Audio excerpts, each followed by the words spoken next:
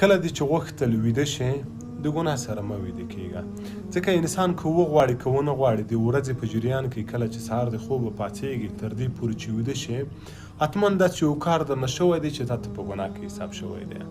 یعنې چې کله به تا نه غوښتل چې غیبت وکړي خو غیبت به درنه شوی وي، تا به نه غوښتل چې ګناه وکړي، په یوه چا به دې بد نظر لګېدلی وي، یا هم یوه بله داسې خبر به درنه شوي وي چې خواسته یا ناخواسته به تا ته په ګناه کې شمېرل شوي وي.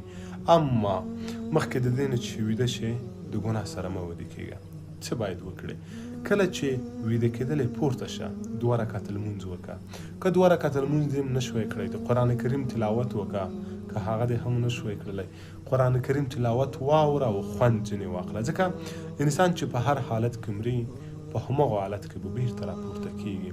نو اوس کله چې څملاستې لمونځ وکړه، تلاوت واوره یا تلاوت وکړه، ځکه تر سهاره پورې خدای خبر چې بیا به راژوندي شو او که په همدې خوب کې به همداسې د دنیا نه لاړ شو. السلام علیکم.